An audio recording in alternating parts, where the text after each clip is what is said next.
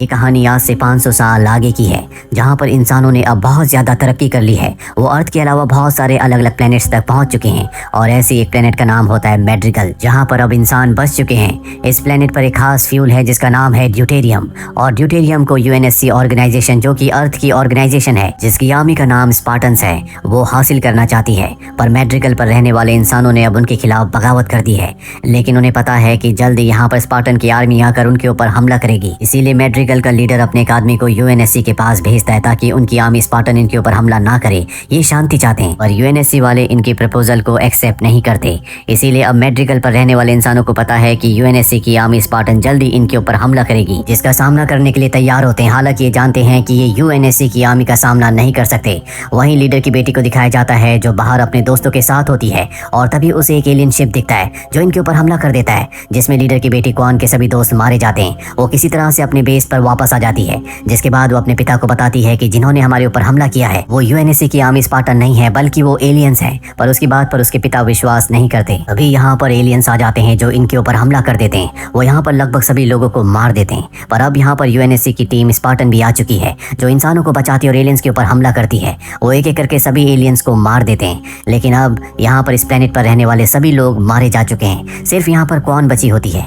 इसके बाद स्पार्टन की टीम जंगल के उस हिस्से में जाती है जहाँ पर एलियंस का स्पेसशिप होता है। स्पार्टन्स के लीडर का नाम जॉन होता है। ये देखते हैं कि एलियंस ने यहाँ पर खुदाई करके एक रास्ते को खोला है, और जब ये उसके अंदर जाते हैं तो वहाँ पर इन्हें की स्टोन दिखता है। जॉन जैसे ही की स्टोन को हाथ लगाता है तो उसे विजन्स आना शुरू हो जाते हैं, जिसमें एक बच्चे को देखता है। तो बच्चा जंगल में अपनी फैमिली के साथ पिकनिक एंजॉय कर रहा होता है। जैसे वो की स्टोन को छोड़ता है उसे विजन्स आना बंद हो जाते हैं। यहाँ पर एक एलियन छुपा होता है जो सब कुछ देख रहा होता है। वहीं हमें यूएनएससी के हेडक्वार्टर को दिखाया जाता है जो अर्थ पर नहीं बल्कि रीच नाम के एक प्लेनेट पर होता है। दरअसल ये वो वक्त है जब इंसान अलग अलग कई सारे प्लेनेट्स पर रहते हैं, और अब क्योंकि मैड्रिगल प्लेनेट के लगभग सभी लोग मारे जा चुके हैं, इसीलिए मीडिया वाले यूएनएससी पर उंगली उठा रहे होते हैं। सबको लगता है कि यूएनएससी की वजह से मैड्रिगल के सभी लोग मारे गए। यूएनएससी की जो एडमिरल होती है वो कहती है कि मैड्रिगल के लीडर की जो बेटी है जिसका नाम कौन है उसे मेरे पास लाया जाए, ताकि वो मीडिया को बता सके कि हमने उनकी जान बचाने की कोशिश की थी और एलियंस ने उनको मारा है, क्योंकि अगर हमने ऐसा नहीं किया तो बाकी जितने भी प्लैनेट्स हैं वो सब हमारे खिलाफ हो जाएंगे। वहीं हमें एलियंस के प्लैनेट को दिखाया जाता है जिनके पास एक इंसानी लड़की भी है जिसका नाम मैकी है,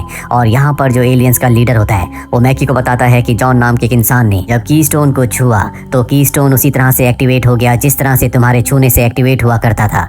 दरअसल मैकी इंसानों से नफरत करती है, क्योंकि इंसानों की वजह से उसने अपनों को खोया था और तब एलियंस ने उसे बचाया था, इसीलिए वो एलियंस के साथ है। साथ ही ये भी पता चल जाता है कि एलियंस उस खास कीस्टोन को लेने के लिए मैड्रिगल प्लेनेट पर गए थे। वहीं यूएनएससी की कमांडर मिरांडा को दिखाया जाता है जो कॉन के पास जाती है और उसे कहती है कि तुम्हें मीडिया के सामने सबको बोलना होगा कि तुम्हारे प्लेनेट के ऊपर एलियंस ने हमला किया था और यूएनएससी की आर्मी यानी कि स्पार्टन्स ने तुम्हारे प्लेनेट को बचाने की कोशिश की थी। कौन कहती है कि मैं ऐसा तभी कहूंगी जब तुम हमेशा के लिए हमारे प्लेनेट को छोड़ दोगे, उसे आजाद कर दोगे, नहीं तो मैं मीडिया के सामने ये कहूंगी कि तुमने हमारे प्लेनेट को तबाह किया है और मुझे किडनैप कर लिया। ऐसा करने से यूएनएससी के ऊपर से सभी प्लेनेट्स का भरोसा उठ जाएगा, वो सब तुम्हारे खिलाफ हो जाएंगे। कमांडर मिरांडा उसकी बात मान जाती है। वहीं जॉन को दिखाया जाता है जो कमांडर मिरांडा की मॉम के पास जाता है जो कि एक साइंटिस्ट है। वो उन्हें बताता है कि जब मैंने कीस्टोन को छुआ तो मुझे एक बच्चे के विजन्स आए जो जंगल में अपनी फैमिली के साथ था। ये सुनने के बाद वो हैरान हो जाती है क्योंकि उसने अपने ही विजन्स को देखा था। दरअसल मिरांडा की मॉम ने ही यानी कि साइंटिस्ट ने ही उसकी यादों से सब कुछ मिटा दिया था। वो जॉन से कहती है कि तुम्हें कीस्टोन से दूर रहना होगा, क्योंकि वो नहीं चाहते कि जॉन की यादें वापस आए। वहीं जॉन को दिखाया जाता है जो स्पेसशिप से हेडक्वार्टर की तरफ आ रहा होता है, उसके साथ कौन भी होती है। और अब यूएनएससी के जो पॉलिटिशियंस हैं उन्होंने फैसला किया है कि कौन को मार दिया जाए, क्योंकि वो उन्हें ब्लैकमेल कर रही है। जॉन को कौन को मारने के ऑर्डर्स दिए जाते हैं, लेकिन जॉन को पता है कि कौन एक मासूम बच्ची है, इसीलिए स्पेसशिप के सभी कैमरास को बंद कर देता है और फैसला करता है कि वो कौन को नहीं मारेगा। और अब क्योंकि उसने कैमरास बंद कर दिए हैं, इसीलिए यूएनएससी को पता चल जाता है कि जॉन उनके ऑर्डर्स को फॉलो नहीं करेगा। वो अपने स्पेसशिप से जब हेडक्वार्टर पर आता है तो उसके स्पेसशिप को क्रैश कर दिया जाता है। जॉन जब बाहर निकलता है तो उसे चारों तरफ से घेर लिया जाता है। जॉन समझ जाता है कि अब उसे और कौन को अरेस्ट कर लिया जाएगा, इसीलिए कीस्टोन जो अभी उसके पास होता है वो उसे टच करता है, जिससे एक एनर्जी वेव निकलती है और यूएनएससी का पूरा सिस्टम कोलैप्स कर जाता है। साथ ही उसका स्पेसशिप भी ठीक हो जाता है, जिससे जॉन कॉन को लेकर यहाँ से निकलकर एक दूसरी जगह जाता है जो कि एक अलग प्लेनेट है। यहाँ पर जितने भी लोग रहते हैं वो सब के सब क्रिमिनल्स हैं। दरअसल जॉन का एक दोस्त यहाँ पर रहता है जो पहले उसके साथ ट्रेनिंग में था और उसे पता था कि यूएनएससी वाले उन्हें हथियार की तरह इस्तेमाल कर रहे हैं, इसीलिए वहाँ से भाग रहा था। हालांकि जॉन ने उसे देख लिया था पर जॉन ने उसे जाने दिया और अब जॉन उसके पास मदद के लिए आया है। जॉन को देखकर वो बहुत खुश होता है, जॉन को अपने परिवार से भी मिलवाता है। वहीं हमें यूएनएससी की एक मीटिंग को दिखाया जाता है जहाँ पर सब के सब परेशान होते हैं कि जॉन उनके कंट्रोल से अब निकल चुका है। वो उनके लिए लिए खतरा बन सकता है। और यहाँ पर कमांडर मिरांडा की मॉम भी होती है, जो कि वो साइंटिस्ट है जिसने इस पूरे के पूरे स्पार्टन प्रोजेक्ट को बनाया है। वो सबको बताती है कि मैं अपने नए ओडाना प्रोजेक्ट से जॉन को पूरी तरह से कंट्रोल कर सकती हूँ, उसे वापस ला सकती हूँ, और इसके लिए मुझे ह्यूमन क्लोनिंग करनी होगी ताकि मैं इंसान के दिमाग के हिस्से को इस्तेमाल कर सकूं, तभी मेरा प्रोजेक्ट पूरा होगा। यूएनएससी उसे इस बात की परमिशन दे देती है। वहीं जॉन को दिखाया जाता है जो कीस्टोन को लेकर एक आदमी के पास जाता है जिसे कुछ साल पहले एलियंस ने अगवा कर लिया था। वो जॉन को बताता है कि इसे हर कोई एक्टिवेट नहीं कर सकता, इसे कोई खास ही इंसान एक्टिवेट कर सकता है, और जब भी एक्टिवेट होता है तो तुम्हें एक एनर्जी का गोला दिखता है, और एलियंस उसी जगह पर जाना चाहते हैं क्योंकि वहां पर एक ऐसा हथियार है जिससे कोई भी बहुत ज्यादा स्ट्रांग हो सकता है, और उसी हथियार से संपूर्ण मानव जाति का खात्मा भी होगा। जॉन इस बारे में और भी ज्यादा जानना चाहता है, इसीलिए एक बार फिर से कॉन को उसी जगह पर छोड़कर वो वापस यूएनएससी के हेडक्वार्टर जाता है, जहां पर वो साइंटिस्ट से मिलता है और कहता है कि मैं कीस्टोन के बारे में जानना चाहता हूँ। साइंटिस्ट कहती है कि मैं तुम्हें इसके बारे में जरूर बताऊंगी। वही साइंटिस्ट ने अपने क्लोन को बना लिया होता है जिसे अब वो जिंदा कर देती है, पर जिंदा करने के बाद वो उसके दिमाग के एक हिस्से को निकाल के जॉन की बॉडी उसके दिमाग के एक हिस्से में इंजेक्ट कर देती है, और तभी वो कोटाना बुलाती है जो कि उसके प्रोजेक्ट का नाम है। कोटाना बोलते ही वहाँ पर एक एआई रोबोट आ जाती है जिसे वो देख सकती है। ये देखकर वो बहुत खुश होती है कि उसका प्रोजेक्ट, उसका जो एक्सपेरिमेंट था वो पूरी तरह से सफल रहा। एआई कहती है कि मैं जॉन के पूरे दिमाग पर कंट्रोल नहीं कर पा रही। साइंटिस्ट कहती है कि मैंने जानबूझकर तुम्हें जॉन के दिमाग के एक छोटे से हिस्से में डाला है, इसीलिए ऐसा हो रहा है। वहीं दूसरी तरफ यूएनएससी के स्पेसशिप को दिखाया जाता है जो अंतरिक्ष में कहीं जा रहा होता है, और तभी उनके सामने एलियंस का स्पेसशिप आ जाता है जिसके अंदर से एक लड़की उनसे संपर्क करती है और डरी हुई आवाज में कहती है कि मेरे पूरे परिवार को एलियंस ने मार दिया, मुझे मदद की जरूरत है, मैं इसमें अकेली हूँ। जिसके बाद उसे यूएनएससी के स्पेसशिप में ले आया जाता है, और ये और कोई नहीं बल्कि मैकी होती है, वही लड़की जो एलियंस की साथी है जिसे बचपन में एलियंस ने बचाया था। दरअसल बचपन में एलियंस ने उस प्लेनेट पर हमला किया था जहाँ पर मैकी अपने दोस्त के साथ थी। उस हमले के दौरान मैकी का दोस्त मारा गया। एलियन मैकी को भी मारने के लिए आगे बढ़ता है, लेकिन तभी उसका एक डिवाइस अपने आप ही एक्टिवेट हो जाता है जिससे एलियन उसे नहीं मारते और अपने साथ अपने प्लेनेट पर ले आते हैं। जिसका मतलब ये है कि मैकी के अंदर कोई खास बात है जो दूसरे इंसानों के अंदर नहीं है, और एलियंस उसे इस्तेमाल करना चाहते हैं। और अब मैकी जो यूएनएससी के स्पेसशिप के अंदर आ चुकी है, वो अपने अजीब से एलियन क्रिएचर से यहाँ पर सभी लोगों को मार देती है। दूसरी तरफ जॉन को दिखाया जाता है जिसे होश आ जाता है। होश आने के बाद साइंटिस्ट उसे अपने नए एक्सपेरिमेंट के बारे में सब कुछ बता देती है। साथ ही वो उसे कहती है कि तुम्हें कीस्टोन को छूना चाहिए, और जब वो कीस्टोन को छूता है तो एक बार फिर से उसे अजीब अजीब से विजन्स आने लगते हैं, और ऐसा करने से जॉन का जो ब्लड प्रेशर होता है बहुत ज्यादा हाई होने लगता है, इसीलिए साइंटिस्ट उसे रोक लेती है।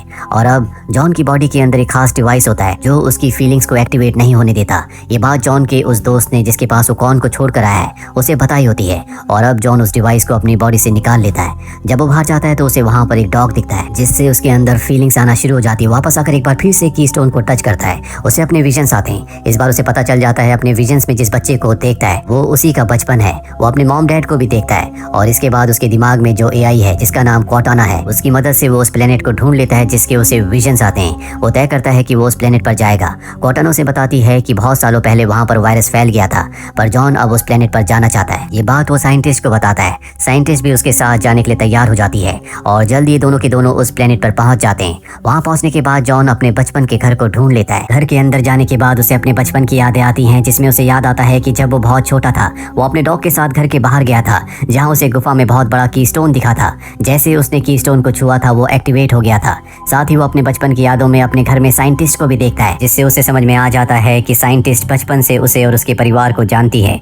वहीं दूसरी तरफ कॉन को दिखाया जाता है जो जॉन के दोस्त से कहती है मैं अपने प्लेनेट मैड्रिगल पर वापस जाना चाहती हूँ, जहाँ पर मेरे पिता के कुछ ऐसे लोग भी हैं जो उनके लिए काम किया करते थे। दरअसल अब उसे पता चल चुका है कि उसके पिता की जगह वहाँ पर किसी और ने ले ली है। हालांकि जॉन का दोस्त वहाँ पर नहीं जाना चाहता क्योंकि उसने जॉन से वादा किया था कि वो कॉन को हर खतरे से बचाएगा और उसे अपने पास ही रखेगा। और जब कॉन उसे कहती है कि इस काम के बदले मैं तुम्हें अच्छे खासे पैसे दूंगी, तो जॉन का दोस्त उसकी बात मान जाता है और जल्दी उसे मैड्रिगल प्लेनेट ले आता है, जहाँ पर कॉन को पता चलता है कि उसके पिता के जो लोग बचे हुए हैं उन्होंने अब यूएनएससी के खिलाफ लड़ना छोड़ दिया है। तभी यहाँ पर मैड्रिगल का नया लीडर आ जाता है, इसीलिए जॉन के दोस्त को और कॉन को यहाँ से निकलना पड़ता है क्योंकि इन्हें पता है कि नया लीडर कॉन को मारना चाहता है, जिसके लिए उसने किलर को भी हायर किया है। ये दोनों के दोनों अपने स्पेसशिप तक वापस पहुंचते हैं, लेकिन अब इनके स्पेसशिप पर कब्जा कर लिया है। कॉन कहती है कि हमें मेरी आंट को ढूंढना होगा, इसके बाद मैं तुम्हारे पैसे और तुम्हारा स्पेसशिप तुम्हें वापस दिला दूंगी। ये जल्दी कॉन की आंट तक पहुंच जाते हैं। कॉन अपनी आंट से मिलकर बहुत खुश होती है। वो अपनी आंट से कहती है कि हमें नए लीडर के खिलाफ लड़ना होगा, साथ ही हमें अपनी जंग को जो कि यूएनएससी के खिलाफ है उसको जारी रखना होगा। यहाँ पर उसकी आंट बताती है कि आज से कई साल पहले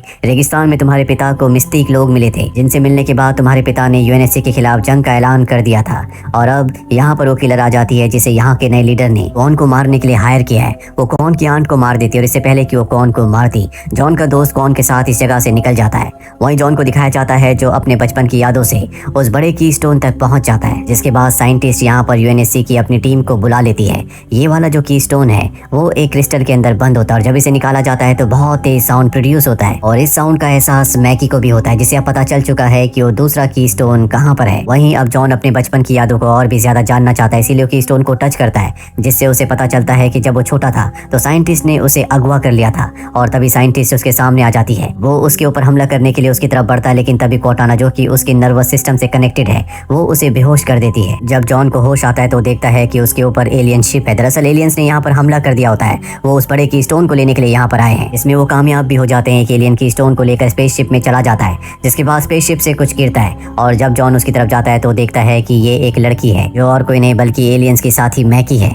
मैकी जब जॉन को देखती है तो उसकी आंखों में आंसू आ जाते हैं और वो वहीं पर बेहोश हो जाती है। कुछ देर बाद जब उसे होश आता है तो उसके सामने कमांडर मिरांडा होती है। मैकी उसे बताती है कि जब वो बहुत छोटी थी तो एलियंस ने उसे अगवा कर लिया था और अब उसे आजाद किया है। जॉन भी यहाँ पर आ जाता है। मैकी जॉन को बताती है कि एलियंस उसकी स्टोन को अपने पवित्र प्लेनेट पर लेकर गए हैं। जिस तरह से तुम्हारे छूने से की स्टोन एक्टिवेट हो जाता है उसी तरह से मेरे छूने से भी वो एक्टिवेट होता है। वही यूएनएससी की मीटिंग बैठती है जिसमें सब के सब जॉन को ब्लेम कर रहे होते हैं कि उसी की वजह से एलियन की स्टोन को ले गए, क्योंकि उसे की स्टोन की रक्षा करनी थी। लेकिन उस वक्त जॉन के एक साथी स्पार्टन की जान खतरे में थी, वो उसे बचाने के लिए चला गया था, इसीलिए एलियंस की स्टोन को अपने साथ ले गए और इसके लिए जिम्मेदार साइंटिस्ट को भी समझा जा रहा होता है। वहीं जॉन साइंटिस्ट के पास जाता और कहता है कि मुझे अगवा क्यों किया, मेरे अगवा होने के बाद मेरे परिवार का क्या हुआ, क्या उन्होंने मुझे ढूंढा नहीं। साइंटिस्ट कहती है कि हम उन्हीं बच्चों को अगवा करते थे जो ताकतवर थे ताकि हम अपनी स्पार्टन की आर्मी बना सके। हम जिस भी बच्चे को अगवा करते थे उसका क्लोन बनाकर उसके घर पर छोड़ दिया करते थे, जिसकी कुछ वक्त बाद मृत्यु हो जाती थी। और साइंटिस्ट की बेटी कमांडर मिरांडा भी ये बात सुन लेती है। इसके बाद जॉन अपने उस दोस्त के पास जाता है जिसकी जान बचाने की वजह से एलियंस की स्टोन को ले गए थे और वो उसे स्पार्टन प्रोजेक्ट का सारा सच बता देता है। वही साइंटिस्ट जो पूरी की पूरी स्पार्टन आर्मी को कंट्रोल करती है क्योंकि उसी ने उन्हें बनाया है, उसे उसके काम से हटा दिया जाता है, उसे यहाँ से दूर भेजा जा रहा होता है और अब उसकी पूरी की पूरी जिम्मेदारी उसकी बेटी कमांडर मिरांडा को दे दी जाती है। मिरांडा जॉन और मैकी को बताती है कि तुम दोनों का डीएनए बाकी इंसानों से पूरी तरह से अलग है, तुम दोनों का डीएनए एक जैसा है। साथ ही यहाँ पर यूएनएससी वाले उस प्लेनेट को ढूंढ रहे होते हैं जहाँ एलियंस की स्टोन को ले गए हैं, लेकिन इन्हें उस प्लेनेट के बारे में कुछ भी पता नहीं चलता। इसीलिए जॉन मैकी के पास आता है, पर तभी उसकी तबीयत खराब होना शुरू हो जाती है। मैकी जॉन से कहती है कि की स्टोन को बार बार छूने की वजह से तुम्हारे साथ ऐसा हो रहा है। अगर तुम की स्टोन के सामने जाओ और अपने आप को सरेंडर कर दो तो तुम्हारी ताकत बढ़ जाएगी, ये स्टोन तुम्हारा गुलाम बन जाएगा। और इसके बाद जॉन छोटे वाले की स्टोन के पास जाता है जो उसे सबसे पहले मिला था। जैसे वो उसे छूता है उसे अपने बचपन की यादें आती हैं और अगले पल वो देखता है कि वो किसी अनजान दुनिया में पहुंच चुका है। वहीं दूसरी तरफ कॉन को दिखाया जाता है जो रेगिस्तान में मिस्टिक लोगों को ढूंढ रही होती है। ये बहुत ही धार्मिक लोग होते हैं। इन्हीं से मिलने के बाद उसके पिता हमेशा के लिए यूएनएससी के खिलाफ हो गए थे। जल्दी कॉन मिस्टिक ट्राइब की लीडर तक पहुंच जाती है जहां पर वो पूछती है कि हमारे परिवार का, हमारे एंसेस्टर्स का क्या पर्पस है, क्यों मेरे पिता तुमसे मिलने के बाद यूएनएससी के खिलाफ हो गए। मिस्टिक ट्राइब की लीडर उसे ड्यूटेरियम फ्यूल पीने को कहती है और जब वो फ्यूल पीती है तो बाहर जाती है जहाँ पर उसे कुएं के पास एक आदमी दिखता है। जब उस आदमी के पास जाती है तो उसके पिता होते हैं। कॉन अपने पिता के गले लग जाती है। उसके पिता उसे कुएं के पास ले जाते हैं और बताते हैं कि ये एक दूसरी दुनिया का रास्ता है और हमारा फर्ज है कि हम इस रास्ते की हमेशा प्रोटेक्शन करें। मेरे बाद अब तुम्हें ये करना होगा, यूएनएससी से तुम्हें अपने प्लेनेट को और इस कुएं को बचाना होगा, तुम्हें अपनी आर्मी तैयार करनी होगी। और तभी कॉन को होश आ जाता है। दरअसल वो अपनी कॉन्शियसनेस में सब कुछ देख रही होती है। अब उसे पता है कि उसे क्या करना है क्योंकि उसके पिता ने कहा था कि तुम्हें अपने मिलिट्री बेस में जाना होगा। कॉन यहाँ से मिलिट्री बेस में चली जाती है। वहीं इस प्लेनेट का जो नया लीडर है उसे पता चल जाता है कि कॉन कहाँ पर है। वो उसे मारने के लिए उस तरफ निकल पड़ता है, पर उससे पहले वहाँ पर जॉन का वो दोस्त जो कॉन को इस प्लेनेट पर लाया था वो एक बार फिर से कॉन तक पहुँच जाता है। दरअसल वो कॉन को छोड़कर वापस अपने प्लेनेट पर चला गया था क्योंकि उसने जॉन से वादा किया था, इसीलिए कॉन की रक्षा करने के लिए एक बार फिर से वापस आ चुका है। वहीं इस प्लेनेट का जो नया लीडर है वो भी अपने लोगों के साथ यहाँ पर कॉन को मारने के लिए पहुंच चुका है। कॉन और जॉन का दोस्त छुप जाते हैं। कॉन कहती है कि मुझे पता है कि यहाँ चारों तरफ हाइड्रोजन गैस की पाइपलाइंस हैं, हम ब्लास्ट करके इन सबको मार सकते हैं। और कॉन बड़ी चालाकी से उस पाइपलाइन को ब्लास्ट कर देती है जिसमें इस प्लेनेट का नया लीडर और उसके सभी लोग मारे जाते हैं। कॉन को यहाँ बहुत सारे पैसे भी मिलते हैं, जो पैसे वो जॉन के दोस्त को उसकी मदद के बदले देती है। इसके बाद जॉन का दोस्त यहाँ से वापस अपने प्लेनेट लौट जाता है। कॉन अब यहाँ पर आजादी से घूम सकती है क्योंकि यहाँ अब उसका कोई भी दुश्मन नहीं है। वही हमें मैकी को दिखाया जाता है जो अब कहीं ना कहीं जॉन से प्यार करने लगी है, क्योंकि पिछली बार जब जॉन ने कीस्टोन को छुआ था और वो एक दूसरी दुनिया में चला गया था तो मैकी भी वहाँ पर उसके साथ थी। मैकी और जॉन अगले दिन घूमने जाते हैं जहाँ पर मैकी जॉन को बताती है कि जिस दुनिया में हम पहुँच गए थे शायद वही हेलो है जहाँ पर एलियंस पहुँचना चाहते हैं। इसके बाद जॉन अपने सीनियर्स के पास आता और कहता है कि मैं चाहता हूँ कि आप मैकी को कीस्टोन को छूने दें, क्योंकि अगर वो कीस्टोन को छुएगी तो उसे दूसरे बड़े वाले कीस्टोन की लोकेशन का पता चल जाएगा। उसके सीनियर्स उसकी बात मान जाते हैं। जॉन ये बात बताने के लिए रात को मैकी के पास जाता है। ये दोनों के दोनों एक दूसरे के बहुत करीब आ जाते हैं और जब जॉन सो रहा होता है तो मैकी के पास मौका होता है कि वो जॉन को मार दे, क्योंकि एलियंस ने उसे इसी काम के लिए यहाँ पर भेजा था, पर अब वो जॉन से प्यार करती है, इसीलिए वो ऐसा नहीं कर पाती। वही साइंटिस्ट को दिखाया जाता है जो कोर्टाना यानी कि एआई की मदद से जॉन के ऊपर पूरी तरह से नजर रख रही होती है, क्योंकि कहीं ना कहीं उसके दिमाग के एक हिस्से में साइंटिस्ट ने कोर्टाना यानी कि एआई को उसके दिमाग में फिक्स कर दिया होता है। और अब उसे पता चल चुका है कि जॉन और मैकी एक दूसरे से प्यार करते हैं। इसीलिए जॉन के जाने के बाद वो मैकी से कांटेक्ट करती है और बताती है कि यूएनएससी के जो लोग हैं वो बहुत ज्यादा सेल्फिश हैं, वो तुम्हें और जॉन को मार देंगे, उन्हें सिर्फ की स्टोन्स चाहिए, तुम किसी भी तरह से जॉन और दोनों की स्टोन्स को लेकर मुझ तक पहुंच जाओ। पर मैकी उसका काम करने से मना कर देती है, जिसके बाद साइंटिस्ट सब के सब स्पार्टन्स को ये ऑर्डर देती है कि मैं तुम्हारी कमांडर ऑफिसर हूँ, इसीलिए आज के बाद तुम मेरे अलावा किसी की कमांड को नहीं मानोगे। दरअसल इसी ने इन सब को बनाया है, इसीलिए सब इसकी बात मानने के लिए तैयार हो जाते हैं। साइंटिस्ट कहती है कि जॉन, मैकी और दोनों की स्टोन्स को लेकर जल्द से जल्द तुम्हें मेरे पास लाना होगा। यहाँ पर जॉन की वो दोस्त होती है जिसे जॉन ने बचाने की कोशिश की थी, जिस वजह से एलियंस की स्टोन को लेकर चले गए थे, जिसका नाम काई है। वो साइंटिस्ट की बात का विरोध करती है, जिसके बाद साइंटिस्ट के कहने पर उसे पकड़कर नीचे बेसमेंट में बंद कर दिया जाता है। और अब साइंटिस्ट अपनी एआई कोर्टाना से कहती है कि तुम्हें जल्द से जल्द जॉन के पूरे दिमाग पर अपना कंट्रोल लेना होगा। लेकिन कोर्टाना ऐसा नहीं करना चाहती, क्योंकि अगर उसने ऐसा किया तो जॉन की मृत्यु हो जाएगी। वहीं हमें कमांडर मिरांडा को दिखाया जाता है जो साइंटिस्ट की बेटी है। उसे उस स्पेसशिप की रिकॉर्डिंग मिलती है। इस स्पेसशिप में मैकी ने यूएनएससी के बहुत सारे लोगों को मार दिया था। वो समझ जाती है कि मैकी यहाँ पर इन्हें मारने के लिए आई है। वहीं मैकी और जॉन को दिखाया जाता है जो उस रूम की तरफ जा रहे होते हैं जहाँ पर की स्टोन है। और तभी एआई कोर्टाना, जो कि जॉन के दिमाग के एक हिस्से से कनेक्टेड है, वो उसे साइंटिस्ट के पूरे प्लान के बारे में बता देती है। जॉन को समझ में आ जाता है कि जल्दी स्पार्टन्स इनके ऊपर हमला करने वाले, इसीलिए छुपने की कोशिश करता है, लेकिन अब स्पार्टन यहाँ पर पहुंचकर उसके ऊपर हमला कर देते हैं। मैकी यहाँ से भागकर मदद मांगने के लिए जाती है और तब तक वहाँ पर कमांडर मिरांडा भी आ जाती है, जिसे अब मैकी की सच्चाई पता है। मैकी कहती है कि मजबूरी में मैंने स्पेसशिप में सबको मारा था, और उसकी बात पर कोई भी विश्वास नहीं करता, इसीलिए उसे टॉर्चर करना शुरू कर दिया जाता है। मैकी गुस्से में वहाँ पर रखे हुए की स्टोन पर हाथ लगा देती है, जिसके बाद बहुत बड़ी एनर्जी बीम निकलती है, जिससे सबके सब बेहोश हो जाते हैं। साथ ही मैकी उसी तरह से जिस तरह से जॉन एक दूसरी दुनिया में पहुंच गया था, जिसे हेलो वर्ल्ड कहा जाता है, मैकी भी वहाँ पर पहुंच जाती है, जहाँ पर वो जॉन से मिलती है। वो जॉन को कहती है कि अलविदा, और उस जगह से चली जाती है। वहीं जॉन को दिखाया जाता है जो उस रूम की तरफ भागता हुआ आ रहा होता है जहाँ पर की स्टोन था। वहाँ पर कमांडर मिरांडा होती है जो जॉन को बताती है कि मैकी यहाँ से की स्टोन को लेकर निकल चुकी है। जॉन उसे रोकने के लिए जाना चाहता है, लेकिन यहाँ पर स्पार्टन की आर्मी यानी कि उसके साथी उसे रोक लेते हैं। जॉन सबको बताता है कि किस तरह से साइंटिस्ट ने उन सब को स्पार्टन की आर्मी में भर्ती करने के लिए बचपन में अगवा कर लिया था, और उनके परिवार के पास उनके क्लोन्स को भेज दिया गया, जिन क्लोन्स की जल्दी मृत्यु हो गई। हमारे परिवार को कभी हमारी सच्चाई के बारे में पता नहीं चला, और हम उनसे हमेशा के लिए अलग हो गए। अब सब के सब जॉन का साथ देने के लिए तैयार हैं। वो मैकी को रोकना चाहते हैं, लेकिन मैकी यहाँ से स्पेसशिप से अब तक निकल चुकी होती है। साइंटिस्ट भी यहाँ से भाग जाती है, क्योंकि उसे पता है कि सबको उसकी सच्चाई के बारे में पता चल चुका है। वो अपने स्पेसशिप से एक प्लेनेट पर लैंड करती है, जहाँ पर उसे यूएनएससी वाले पकड़ लेते हैं, क्योंकि उन्हें पता चल चुका होता है कि वो की स्टोन को चुराना चाहती है। वहीं जॉन अपने स्पार्टन साथियों के साथ उस प्लेनेट की तरफ निकल पड़ता है, जहाँ पर मैकी की स्टोन को लेकर गई है। रास्ते में एआई कोर्टाना जॉन को बताती है कि मुझे साइंटिस्ट ने तुम्हारे दिमाग पर पूरा कंट्रोल लेने का आदेश दिया था, लेकिन अगर मैं ऐसा करती तो तुम्हारी मृत्यु हो जाती। वही साइंटिस्ट जो यूएनएससी के बेस में होती है, जिसे अब गिरफ्तार कर लिया गया है, बेस में उसकी मृत्यु हो जाती है। तभी वहाँ पर कमांडर मिरांडा आती है और वो समझ जाती है कि ये असली साइंटिस्ट नहीं थी, बल्कि ये उसका क्लोन था। मैकी भी की स्टोन को लेकर एलियंस के पवित्र प्लेनेट तक पहुंच गई होती है। जो काम उसे एलियंस ने दिया था वो उसने पूरा कर दिया, और अब वो की स्टोन को एलियंस के लीडर को दे देती है, जिसके बाद ये दोनों की स्टोन्स को जोड़ देते हैं। यहाँ पर जॉन भी अपने साथियों के साथ पहुंच चुका है, जो एलियंस के ऊपर हमला कर देता है, लेकिन एलियंस की तादाद बहुत ज्यादा है, जॉन और उसके साथी उन्हें हरा नहीं सकते। एलियंस पूरी तरह उनके ऊपर हावी हो जाते हैं, और जब मैकी ये देखती है तो जॉन और उनके साथियों को बचाने के लिए की स्टोन को टच कर देती है, जिससे एनर्जी का एक बहुत बड़ा ब्लास्ट होता है, और उस ब्लास्ट में सब के सब एलियंस दूर जाकर गिरते हैं। साथ ही अब यहाँ से हेलो जाने का रास्ता भी ऊपर आसमान में नक्शे की तरह दिखना शुरू हो जाता है, और इसकी एनर्जी बहुत ज्यादा होती है, जिसे मैकी बर्दाश्त नहीं कर पाती और उसकी मृत्यु हो जाती है।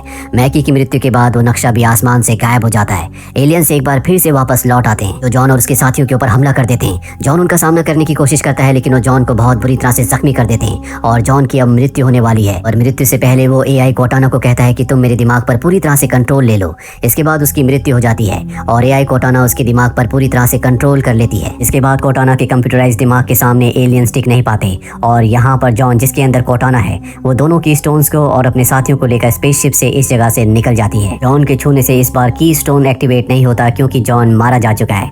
जॉन जब अपने स्पेसशिप में होता है तो उसकी साथी पूछती है क्या तुम जॉन हो, पर वो उसकी बात का कोई जवाब नहीं देता। वही साइंटिस्ट को दिखाया जाता है जो अपने साथी के साथ कहीं और है। यूएनएससी वाले उसे ढूंढ रहे हैं, पर शायद उसके इरादे कुछ और ही हैं। और इसी के साथ ये वेब सीरीज यहीं पर खत्म हो जाती है। उम्मीद करते हैं कि 9 के 9 एपिसोड्स आपको पसंद आए होंगे।